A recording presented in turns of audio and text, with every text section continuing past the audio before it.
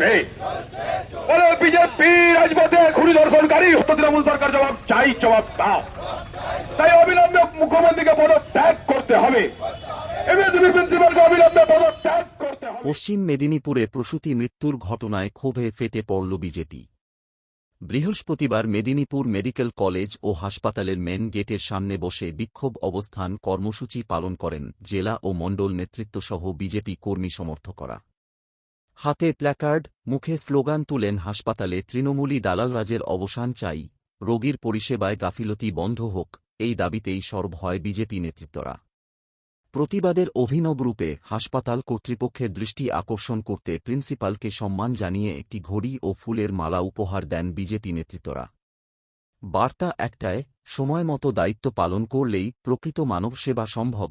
তবে প্রিন্সিপাল চেম্বারে অনুপস্থিত থাকায় তাঁর চেয়ারের উপরেই ঘড়ি ও ফুলের মালা রেখে আসেন বিজেপি কর্মীরা। বিজেপির জেলা সহসভাপতি ডাক্তার শঙ্কর বিশালকে বলেন, বারবার গাফিলতির কারণে সাধারণ মানুষ চিকিৎসা পরিষেবা থেকে বঞ্চিত হচ্ছেন।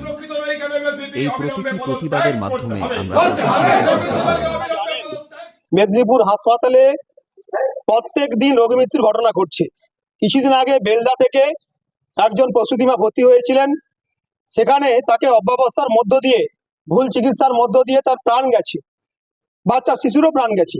এই ঘটনা একবার নয়, বারবার ঘটছে।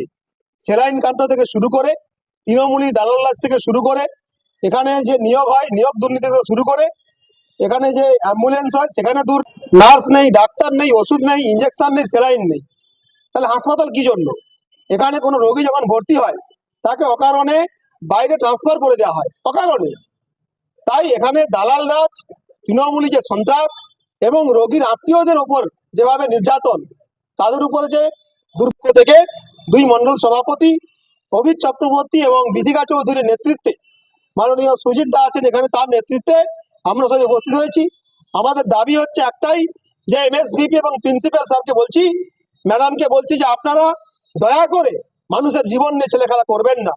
আমরা বলতে চাই, স্বাস্থ্য ব্যবস্থা মানুষের জীবন, তাই তাকে অবহেলা করা মানে জীবনকে অবহেলা করা।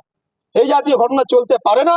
তাই আমরা একটা ঘড়ি উপহার দিলাম ওনাকে, যাতে টাইমে উনি আসেন, ওনার সমস্ত আধিকারিক আসেন এবং সমস্ত ডাক্তার নার্স টাইমে টাইমে ঘড়ি দেখে রোগীকে পরিষেবা দিতে পারেন। সেই জন্য ঘড়ি এবং এভাবে অপব্যবহার চলছে এখানে, তার জন্য একটা মালা উনার চেয়ারে দেওয়া হয়েছে। আমরা আসবো জানেন উনি, সেই জন্য উনি ভয়ে পালিয়ে গেছেন। তাই এর সর্বত্র দুর্নীতি, অব্যবস্থা, রোগী মৃত্যু, দুর্ব্যবহার এবং দালাল রাজ, এর প্রতিবাদে ভারতীয় জনতা পার্টির আজকে বিক্ষোভ কর্মসূচি।